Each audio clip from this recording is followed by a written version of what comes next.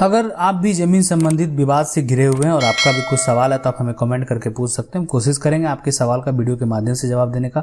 अगर आप Facebook use करते हैं तो हमारे पेज को जरूर लाइक कर दें।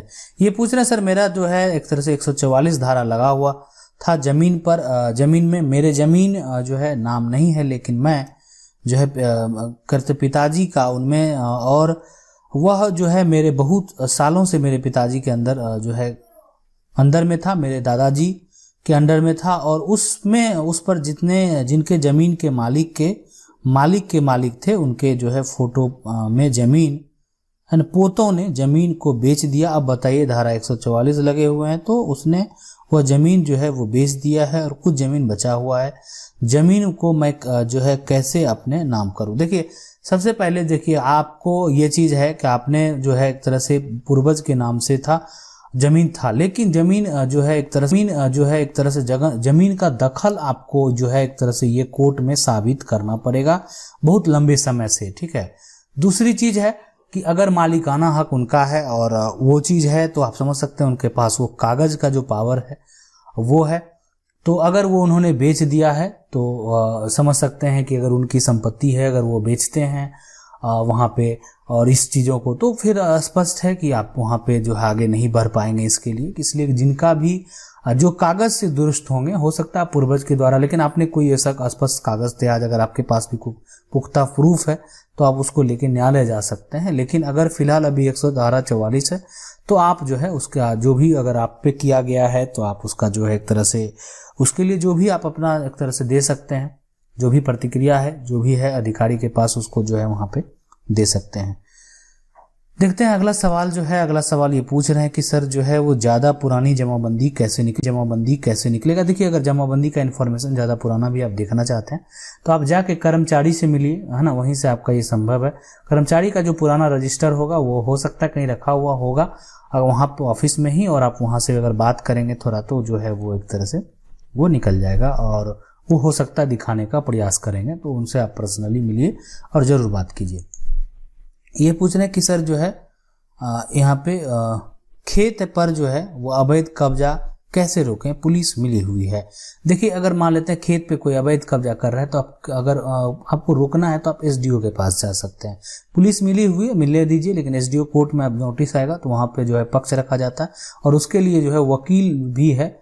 और यहाँ पे आप जो है एक तरह से आप समझ सकते हैं जीवन जीने के लिए, प्रॉपर्टी को हासिल करने के लिए, जिस तरह से एक तरह से दवाई स्वस्थ रहने के लिए जरूरी है, उसी तरीके से जो अपना एक तरह से रक्षा करना हो गया, और अपना एक तरह से अगर कोई मेरे साथ गलत करे और एसडीओ कोर्ट में जो है इसके लिए आवेदन करें। ठीक है। उसके बाद आगे का प्रक्रिया अगर वहां से नहीं होता है तो ठीक है, लेकिन पहले आपको यहाँ पे करना चाहिए।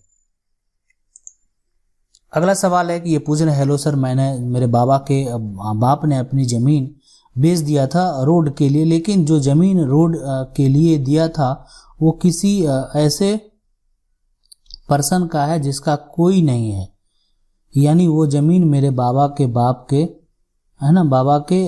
के कब्जे में किसी बरसों से था, लेकिन जब रोड के लिए जिस आदमी को दिया उसने उस जमीन पे जो है वो झाला और जो एक तरह से हिता ने लगा, है ना, जमीन जो है न पाया। 40 ईयर बाद तो पता चला कि वह जमीन किसी ऐसे पर्सन का है जिसका कोई नहीं है। हम लोगों को उनका जमीन देना पड़ रहा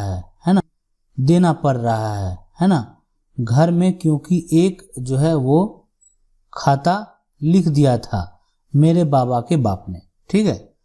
तो सवाल ये है कि जो मेरा जमीन है उसमें एक खाता जो है वो, उसको तो जिसने जमीन लिया उसने वो वाली जमीन नहीं छोड़ रहा है, और वो जो है बाबा के बाप ने उसको रास्ता के लिए दिया था। उस एक कट्ठा ने जो है, यहाँ पर ठीक, हम आपकी बातों को स्पष्ट तरीके से समझ गए। तो देखिए, वो अगर नहीं छोड़ रहा है और आपने वो लिख दिया तो क्या आपको उस समय लिखने का अधिकार था या नहीं था, ये बात भी है। अगर वो जमीन किसी दूसरे का है तो कोई दूसरा अगर उसको लिख रहा है तो वो गलत रजिस्ट्री हो गया। आप कोर्ट में उसको जो है, जो आप ही के पूर्वज हैं उन्हीं के द्वारा लिखा हुआ जमीन को जो है आप उसको फॉल्स साबित कर सकते हैं। अपने पूर्वज को ही बता सकते हैं कि वो गलत तरीके से रजिस्ट्री कर दिए। ठीक है, जो कि गलत है और वो है। और वो वहाँ पे उनको नहीं करना चाहिए, वो जो गलत तरीके से रजिस्ट्री किया कि जबकि उनको पावर नहीं था, ठीक है। इसलिए कि अगर वो खाता पूरा लिखा गया तो वो खाता तो उनका लिखने का अधिकार ही नहीं था, है ना, जिसका अगर नहीं था वहाँ पे लिखने का अधिकार उनका नहीं था, तो फिर उन्होंने लिख कैसे दिया। तो ये चीज़ आप खुद जो अपने पूर्वज हैं उनको ये डिफ़ॉल्ट साबित कर सकते हैं, तभी वो जो है जिनको दिया गया है वो आप वहाँ से वापस ले सकते हैं। ये पूछ रहे हैं सर जो है आपस जो बात करना है और फ़ोन नंबर। देखिए इसमें जो है ना ये हरी महतो जी बहुत सारे थोड़ा सा डिस्टर्बेंस के चलते आप हमें चाहे तो फेसबुक पे मैसेज कर सकते हैं, देखने के बाद जो आपको रिप्लाई करने का प्रयास करेंगे, ठीक है हरी महतो जी। और जो भी पर्सनल कुछ भी आपका कंटेंट है हम वहाँ पे भी बात करने का प्रयास करेंगे। जल्द सोच रहे हैं कि इंस्टा पे भी जो बना दें ताकि लोगों को सहूलियत मिले। सर ये पूछ रहे हैं पिता की ज़मीन जो है बेटा नहीं है सर, क्या बेटी है तो पिता ज़मीन जो है बेटी के नाम कर सकता है? वहाँ पे बेटी है तो बेटी का भी अधिकार होता है, बेटी के नाम पे जमीन का जमाबंदी करवा दे तो हो गया उनका पूरा एक तरह से अधिकार। कोई ज़रूरत नहीं है कि रजिस्ट्री करने के बाद ही जो होगा, पिता जीवित में भी अपने बेटी के नाम से जमाबंदी जो है वो करवा सकते हैं, ठीक है। तो इसलिए अगर कोई तरह का दिक्कत वहाँ पे उनको नहीं आएगा। अगला सवाल है कि सर मेरा जो है वो यहाँ पे दादी का खेत है और हम अपना नाम जो है से करवाना चाहते हैं और मेरे पास क्या जो है केवल खतियान है, तो कैसे होगा? देखिए खतियान से, अगर आपके पास खतियान है ना, और दादी का खेत है तो दादी है या नहीं है? अगर नहीं है तो उनका मृत्यु प्रमाण पत्र बनवा लीजिए, अगर है दादी हैं तो फिर दादी का सपोर्ट चाहिए, दादी सपोर्ट करेंगे तभी होगा, ठीक है। तो उसके बाद अगर अपने नाम से जिनके नाम से करवाएंगे उनके नाम से पेपर बनवाएंगे, जो खाता खेसरा सारा रकबा है चौहद्दी है सारा मेंशन करेंगे।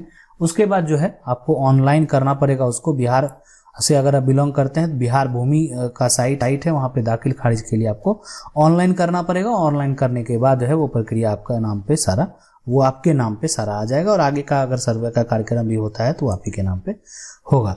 ये पूछ रहे मेरा नाना का जमीन है और मेरे मामा ने जमीन लिखवा लिया है, तो क्या मेरे माँ का को हिस्सा मिल सकता है?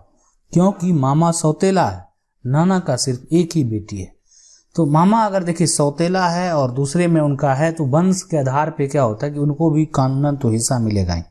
जैसे क्या होता है वंश के आधार पे, देखिए एक तरह से आपने क्या बोला कि मामा सौतेला है और मामा सौतेला है, नाना का सिर्फ एक ही बेटी है, ठीक है। तो मान लेते हैं कि एक ही मामा है एक ये है, तो दो पार्ट में हिस्सा जरूर होगा, ठीक है।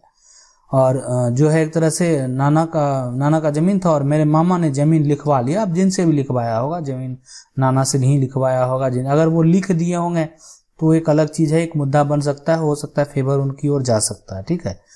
फेवर उनकी ओर जा सकता है, ठीक है, फेवर उनकी ओर जा सकता है, ठीक है। और लेकिन एक तरह से अगर ये चीज़ है यहाँ पे सबसे पहले कि अगर पैतृक संपत्ति की बात है, जो पिता की संपत्ति है उसमें जो आप नाना की है और उनका वंशज भी है, अगर सौतेला क्यों ना हो तो उनका जो है अधिकार होता है, ऐसा नहीं कि अधिकार नहीं होता है।